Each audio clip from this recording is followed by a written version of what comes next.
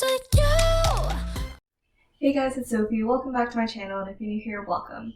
So for today's video, I'm just going to be showing you guys what I do to take care of my apparatus and just give you guys some tips and tricks on how you guys can keep your apparatus in the best condition as possible for as long as possible. Yeah, there's not much else to explain, so let's just get started.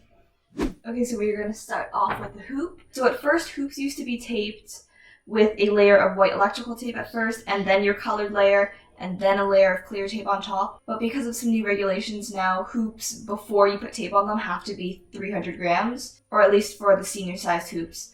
So if you put all that tape on, it's going to get really, really heavy. So I would recommend, if you have these new hoops, to actually not put the white electrical tape and just start with your colored layer of tape, because the more tape you put, the heavier it's going to get and the harder it's going to be to manipulate. And you know your hoop has already met the weight requirements before you put the tape, so there's no need to worry about that. You're just going to put your colored layer of tape as much as you want, whatever design you want, and then it is recommended to put a clear layer on top just so that the colored layer stays on, doesn't come off. But of course, over time, as you're using the hoop a lot, the clear tape is going to start to peel a little bit, so what I would recommend doing is just kind of cut off any loose pieces that start to come off, or occasionally redo your clear layer of tape just to keep your hoop in the best condition as possible.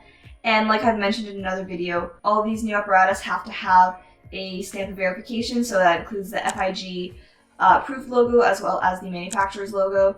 So it's important when you're taping the hoop to not cover that, because that's what you're going to show at a competition if we ever compete again. That's what you're going to show to the people at the competition, that your hoop is verified, it's approved by the FIG to use. So basically, I don't think you can see it. I'll have a close-up on it, but my stamp is right here. And so basically, I started taping my hoop here, did it all the way around, and just kind of left it blank in this spot where the stamp was. And then I just put a few small pieces of tape around and just left that stamp open because, yeah, you can't cover it and it can't fall off. And then, of course, you put a bunch of layers of clear tape around it, just kind of even out the weight of the hoop. Then your hoop should be good to go, ready to compete with. I mean, again, if we were ever competing again.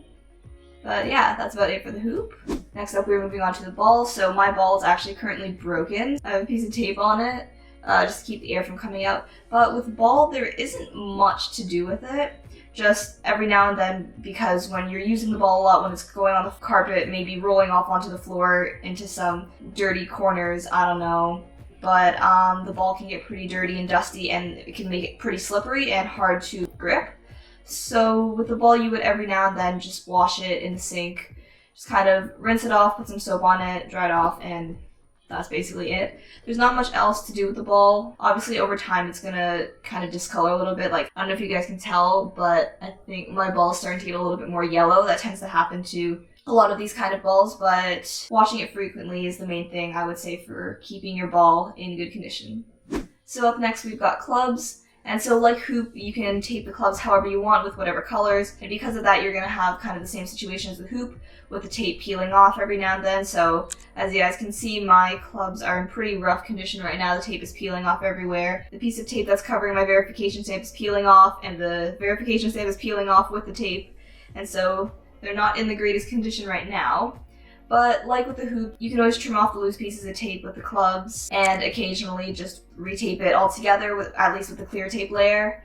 And with clubs, we have a little bit more of a problem with this verification logo, because on the hoop, the logo doesn't peel off or fade off or anything, but with clubs, they tend to come off quite easily. So what I would recommend doing is put a separate strip of clear tape just over the verification logo.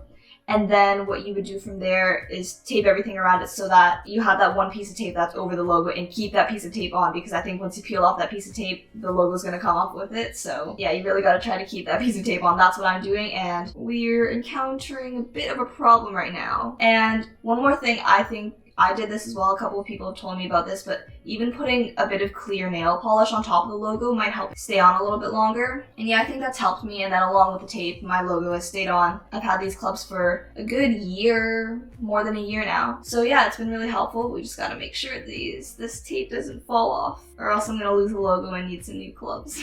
So yeah, that is it for the clubs. And now we've got ribbon. So ribbon is very complicated here. So I don't think there's much to say about the stick. Just over time, the grip can get pretty worn out just from using it so much. So I would just recommend replacing the grip every now and then. Once it's getting really worn out. And this little circle right here, oh boy, this little circle. I cannot tell you how many times this little circle breaks on me. I've broken so many of these. So it's always good to have extra little connectors or chains or something for your ribbon, because I break these way too often. It's not good. And then as for the ribbon itself, obviously when you're using it over time, it's gonna get quite worn, quite wrinkled, and so ironing it every once in a while is good.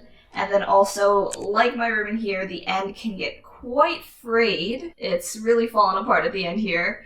I've actually had ribbons that are a lot worse than this, so this is not too bad for me, but still not the greatest condition right now. So what you can do with a frayed end of a ribbon is you can take some clear nail polish and put it under where you want to fold it, kind of like glue, and then just kind of fold it over again, and that should help it stay. Or even just cutting off a tiny little bit of the ribbon and just creating a new fold and sewing it up. That'll help keep it nice and new. But you gotta be careful because of these logos right here, these verification logos, because they have to be a certain distance from the end of the ribbon, so make sure to not cut too much of it off or else it's going to be some problems. And I have heard that these logos come off with other ribbons, but with Venturelli that's not the case. So if you want a ribbon where the stamp doesn't come off, you can get Venturelli ribbons. But if you have a ribbon from a different brand and you do find that the logo comes off, again, clear nail polish does help, but it still comes off over time. But it helps a little bit, yeah. Yeah, so if your ribbon is starting to fray at the top, you can always just, fold it, re-sew it and everything, that should be fine. But if it's starting to fray on the sides, please take my advice for this and don't cut it, because that's just going to make it worse. I thought cutting it would make it better. It makes it better initially, but then the rest starts to fray and it gets worse and worse. And I had one ribbon where the end of it was literally half the size of this because it had frayed so much on each side. So please just don't cut your ribbon. Don't trim your ribbons on the side, it's just going to make it worse. If your ribbon gets to that point, honestly, I would just recommend getting a new one because it can get really bad really fast. So yeah, that's all for my ribbon. And yeah, I have rope here, but I haven't done rope in like 4 years. I don't have much to say about it. There's honestly not much to do with it. Just make sure you got your nice tight knots. Maybe if your rope is too long, you need to cut it. Well, cut it and then you have to tie a knot and then burn the ends so they don't come out. But other than that, there's not much to the rope. It's pretty durable, I guess. I don't know if that's the word. So yeah, that is all my apparatus, and those are basically all my top tips and tricks for keeping your apparatus in the best condition as possible for as long as possible. So I hope you guys enjoyed this video. If you did, don't forget to give it a like and comment, as that would really help me out. Also, don't forget to subscribe, turn on my post notifications, and all that stuff. And I'll see you guys next week with a brand new video. Bye!